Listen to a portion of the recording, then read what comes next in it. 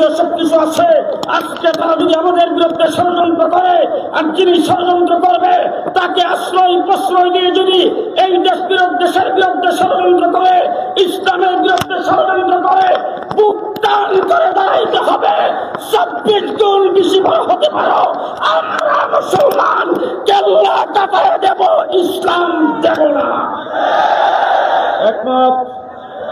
দেখি কে কে একমত। জীবন দিয়ে দেব, ইমান দেব না। আস্তে আওয়াজ করে, আস্তে। জীবন দিয়ে দেব, ইমান দেব না। কেল্লা কাটায় দেব, ইসলাম দেব না। বাংলাদেশের 1 ইঞ্চি মাটি যদি হস্তক্ষেপ করতে চায়, তার হাত তুলে দেওয়া হবে, ভেঙে চুরমার করে দেওয়া হবে। সংগ্রামী সাথী ও বন্ধুগণ, শেষ কথা বলতে চাই। জামিয়াতুল খাইর একটি মাদ্রাসা। বাংলাদেশের মাদ্রাসার সংখ্যা কম না বেশি? আলেম ওলামা একরাম কম না বেশি? এবার আপনারা বলুন তো দেখি, আলেম ওলামা একরামের ভিতরে কওমি আলেম কম না বেশি? দেওবন্দি আলেম কম না বেশি? সারা বাংলাদেশের মসজিদগুলি কার দখলে? জি, কার দখলে? বাংলাদেশের 98% মসজিদের ইমাম কওমি, দেওবন্দি। ঠিক না বেশি?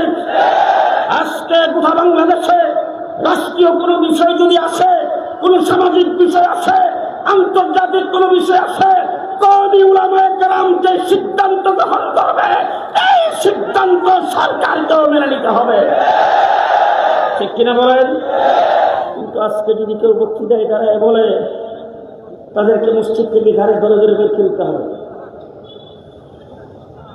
আজকে যদি বক্তৃতায় দাঁড়ায় কিছু চামচিকা বাংলা বই পুস্তক পড়ে যারা মাইকের সামনে কথা বলে, তারা যদি বলে কওমি মাদ্রাসার সিলেবাসের দোষের কারণে যোগ্য ব্যক্তি তৈরি হয় না,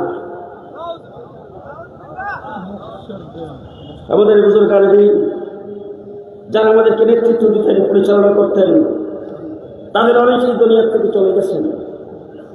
কিন্তু বর্তমান আমি চলে গেলে হাবিব নালায়, আমার আলেম আমল নাই, কিন্তু আমার ছাত্রদের মধ্যে এমন ব্যক্তি আছে তোমাদের 14 গোষ্ঠী একত্রিত হয়ে তার একজনের সমান হবে না। আজকে পরিষ্কার ভাষায় বলতে চাই, আসো আমাদের মুফতি মুনতাকিম সাহেবকে তোমাদের সামনে পেশ করে তোমরা কাকে নিয়ে আসবে? আসো, আপনাদের সিলেটের কৃতি সন্তানের কেরাদৌল করিম আব্রারকে নিয়ে আসি, খানা করে দেখি তোমাদের কাকে নিয়ে আসো। মুসলমানেরা, আমরা লেস কাটা না, আমরা মামুর বাড়ি বাঁধাই না। তিনি পাকিস্তানের কি প্রদেশের মুখ্যমন্ত্রী হয়ে বাংলাদেশের স্বাধীনতা যুদ্ধকে সমর্থন করে আমার বাংলাদেশের পক্ষে কাজ করেছিলেন। তিনি হলেন মাওলানা ফজলুর রহমান, তার সন্তান। আজকে তিনি বাংলাদেশে আসছে, কিছু চামচিকার দল তাকে নিয়েও বিভিন্ন রকম টল শুরু করেছে।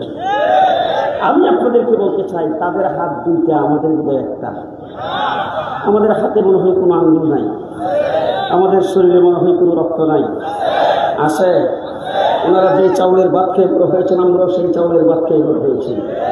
পরিষ্কার ভাষায় বাংলাদেশে ইসলাম নিয়ে, কোরআন নিয়ে, আলেম নিয়ে যদি কেউ প্রযুক্তি করে, তার হাত ভেঙে ঘুরে দেওয়া হবে।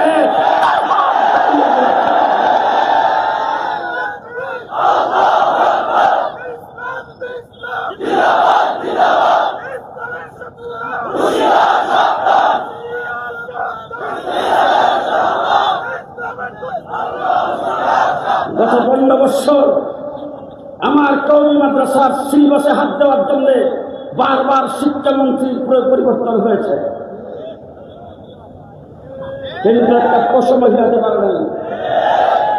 আজকে যারা সিলেবাস নিয়ে কথা বলে ভালো করে শুনে রাখো, আমাদের সিলেবাস বাংলা একাডেমির নয়, আমাদের সিলেবাস ললিত কলা একাডেমির নয়, আমাদের সিলেবাস বিশ্ববিদ্যালয় বোর্ডের নয়, আমাদের সিলেবাস এদেশের কোন সরকারের নয়, এদেশের কোন শিক্ষা মন্ত্রণালয়ের নয়, আমাদের সিলেবাস থেকে আগমন করেছেন।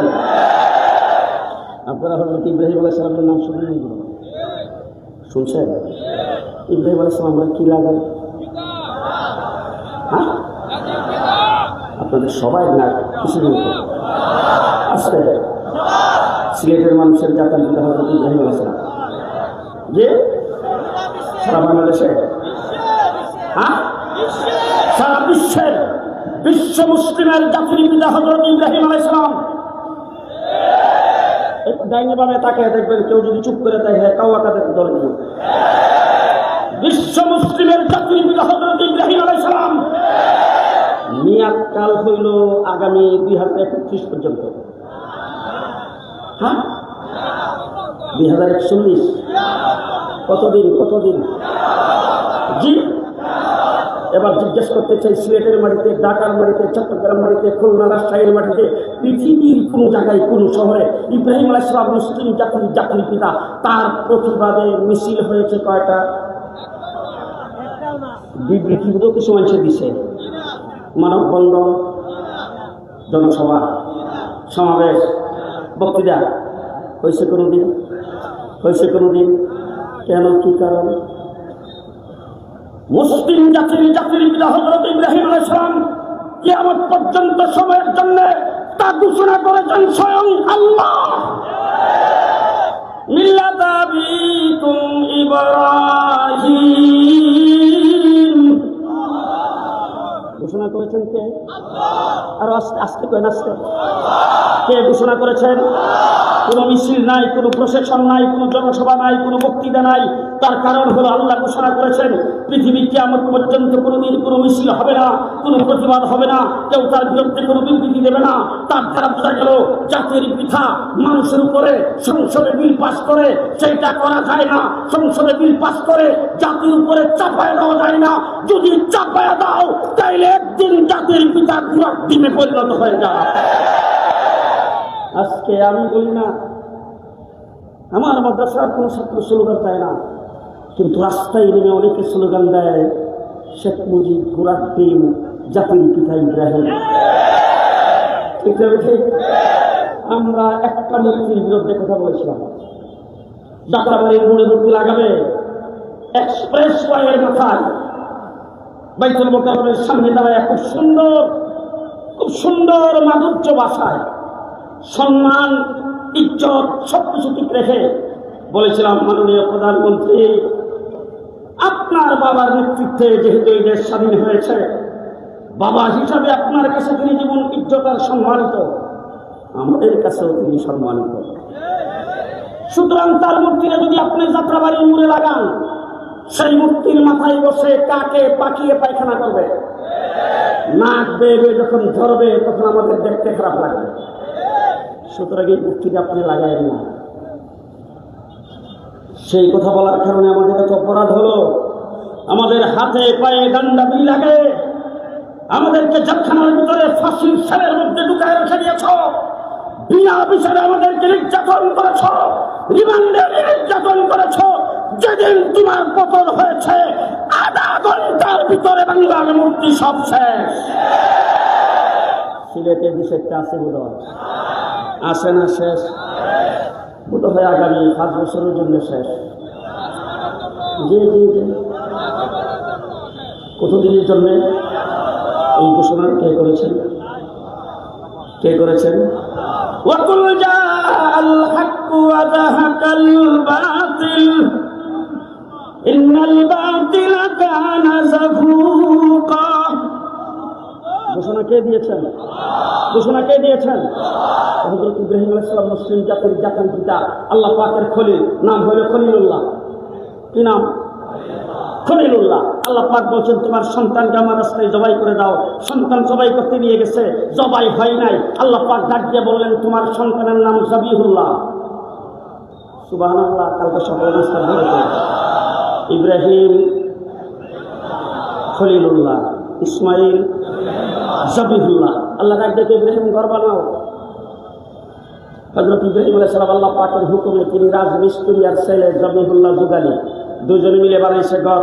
ঘরটা যখন অল কমপ্লিট হয়েছে, ঘরের চৌখানের মধ্যে আইসা ধইরা হযরত ইব্রাহিম আলাইহিস সালাম আল্লাহকে ডাক দিয়ে বলছেন, রব্বানা তাকাব্বাল মিন্না ইন্নাকা আনতাস সামিউল ঘরটা বানাইছি, ঘরটা তুমি কবুল আর মঞ্জুর করো। আল্লাহ ডাক দিয়ে বলি, ইব্রাহিম শুধু কবুল করলে শেষ হবে না, তোমার নাম খলিলুল্লাহ, ছেলে জবিহুল্লাহ, ঘরের নাম বাইতুল্লাহ।